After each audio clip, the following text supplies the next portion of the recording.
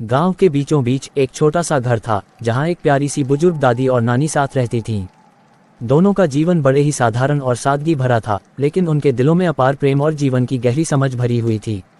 गांव के बच्चे अक्सर शाम को उनके घर की ओर खींचे चले आते थे, क्योंकि दादी और नानी की कहानियों में उन्हें अनमोल ज्ञान और सच्चे जीवन की झलक मिलती थी। एक दिन गांव के सारे बच्चे खेलने के बाद थककर दादी नानी के घर जा पहुंचे। उस दिन का माहौल बड़ा ही खास था। हवा में हल्की सी ठंडक और दादी के घर के बाहर आम के पेड़ से गिरते पत्तों की सरसराहट एक सुखद एहसास दे रही थी। बच्चे जमीन पर चटाई बिछाकर बैठ गए और दादी से कहानी सुनाने की गुहार लगाने लगे। दादी मुस्कुराई और बोली, अरे हाँ, क्यों नहीं। आज मैं तुम्हें एक ऐसी कहानी सुनाती हूँ जो तुम्हारे दिल को छू जाएगी और हमेशा याद रहेगी। दादी ने अपनी आंखों को हल्का सा बंद किया और एक गहरी सांस ली। फिर उसने कहना शुरू किया, बहुत समय पहले की बात है।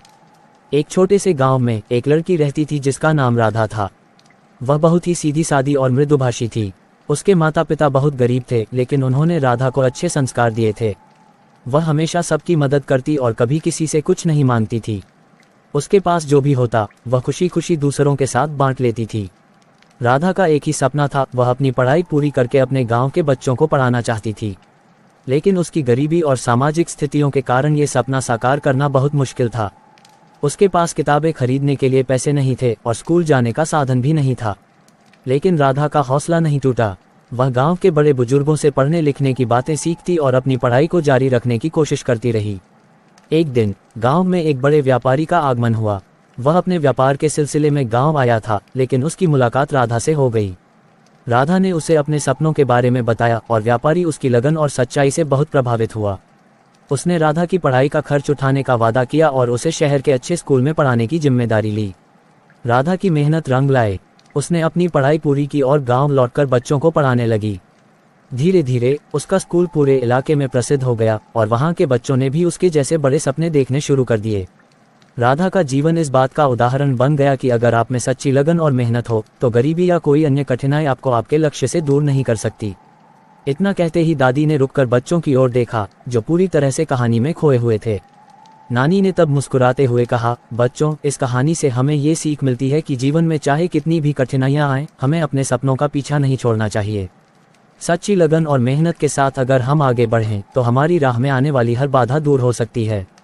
एक बच्चा बोला, दादी, क्या सच में ऐसा हो सकता है?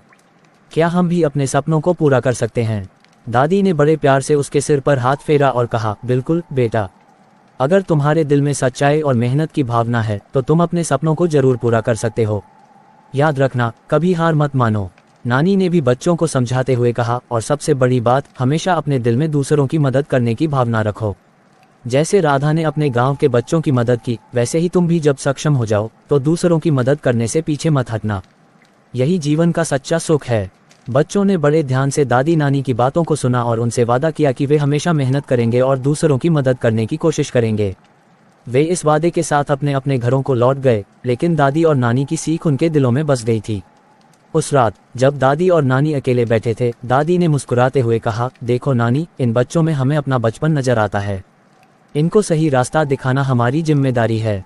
नानी ने सहमति में सिर हिलाया और कहा, सही कहा दादी, हम भी तो इन्हीं कहानियों से सीख कर बड़े हुए हैं। हमें खुशी है कि हम अपने अनुभव से इन बच्चों को कुछ सिखा पा रहे हैं।